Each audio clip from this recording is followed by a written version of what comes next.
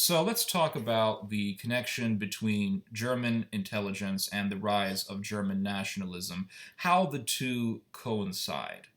Recently, there was an article that came out that was written by the former head of the Office of German Intelligence. His name is Hans Georg Mason. And the Office of Intelligence that he headed was the Verfassungsschutz. And, the Verfassungsschutz, very interesting. It has a history of covering up right wing violence. In this article that Mason wrote, he talks about how German people feel that they don't have the freedom of expression to make their complaints about foreigners and mass immigration. And he also talks about how the German government is not doing enough to expunge left-wing socialism. And he says something to the likes of, well, just because East and West Germany united together doesn't mean that the problem of left-wing socialism has been purged out. And so he calls for a change in German policy regarding left-wing socialism. Now, of course, this is really dog whistling for the right wing, because the right wing, they also want socialism. They want national socialism. But to them, the ultimate enemy is left-wing socialism. Left-wing socialism is bad. This is why we have to have right-wing socialism. Now, what's very interesting is that Hans Georg Mason is the former head of the Verfassungsschutz. The reason why he is the former and not the current is because he was fired from his position because he had downplayed the violence that took place last year in Chemnitz. There was riots that took place in the town of Chemnitz in Germany after word got out, or after there was some sort of an announcement that was made that a German man was murdered by two foreigners, a Syrian man and a Somalian guy. And the Syrian, I believe, was let go, and then the Somalian was, he continued in custody longer than the Syrian guy, if I'm not mistaken.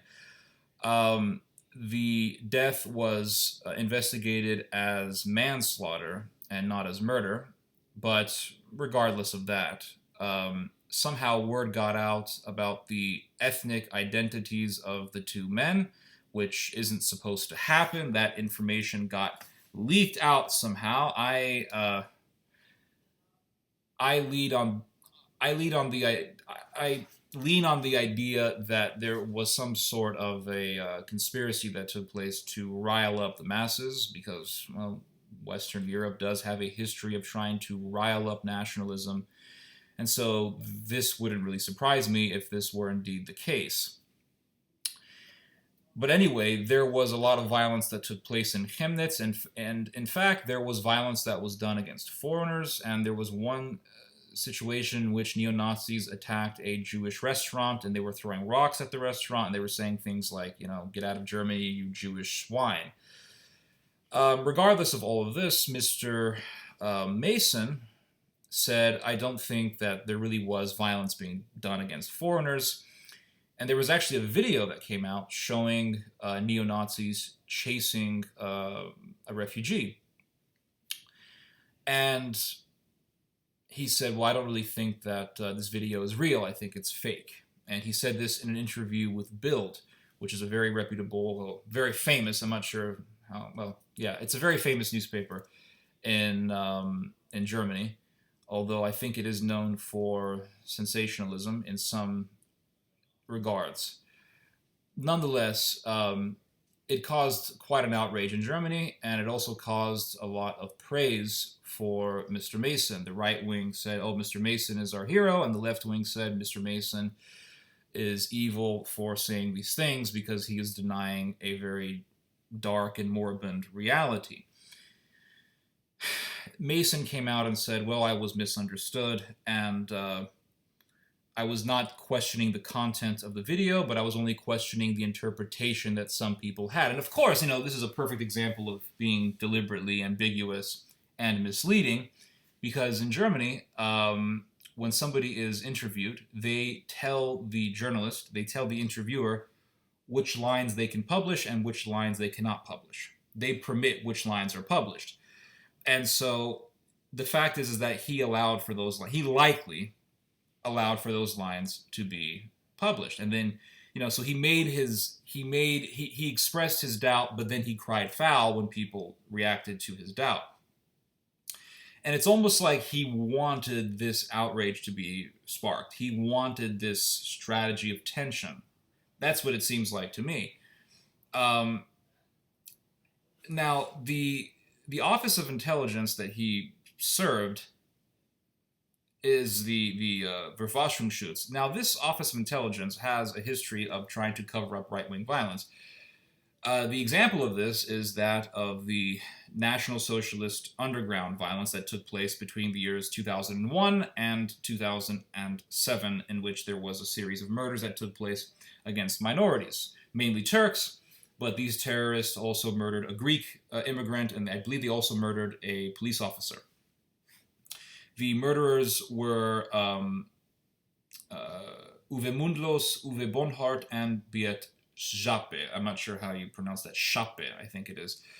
Regardless, these guys murdered about 10 people, and the Verfassungsschutz, this Office of German Intelligence, was helping to cover up for this violence. In fact, one of the most blatant, or probably the most blatant indication that this was the case, is the fact that a German intelligence agent by the name of Andreas Temme was in a cafe when the owner of the cafe was murdered.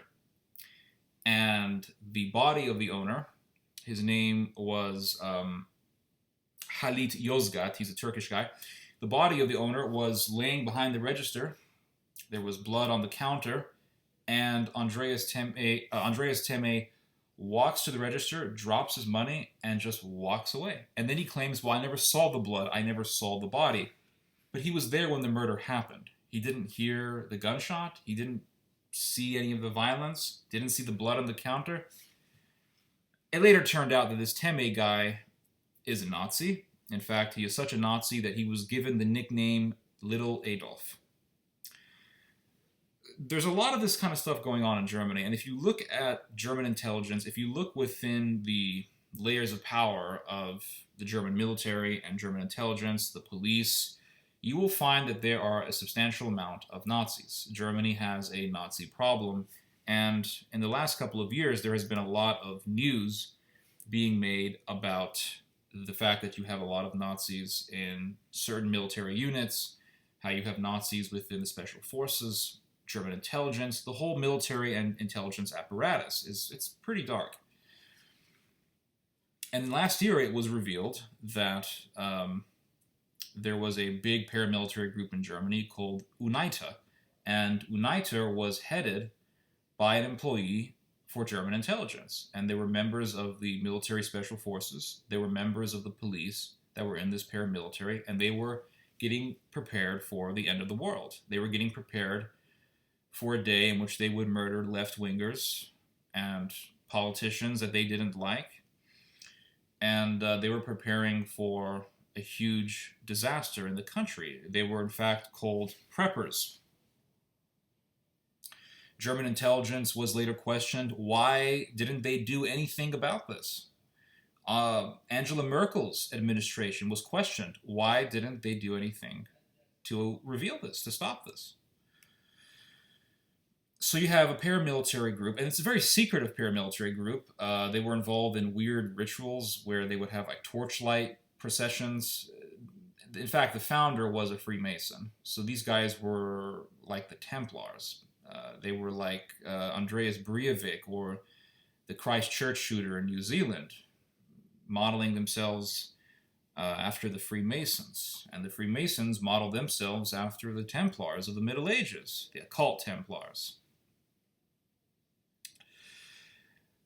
And so you have people in the military and people in German intelligence who want to see the revival of Nazism. Well, it reminds me of what happened before the rise of the Third Reich. You had veterans of the First World War, the Freikorps, who wanted to see the revival of the German Empire, and they wanted to squash communism. And you also had German intelligence that was involved in the rise of the Third Reich. You'll say, "Oh no, who in German intelligence was involved in that?" Adolf Hitler. Hitler was a member of German intelligence, and he worked with paramilitaries to create his very destructive empire. So we are seeing a parallel between now and recent history. And by recent, I mean 75 years ago, the Third Reich. And it wasn't that long ago that actually happened. So we shouldn't be really surprised when we see these sorts of things.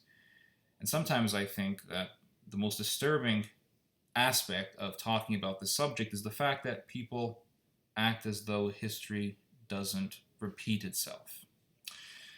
You guys just heard some theology. God bless.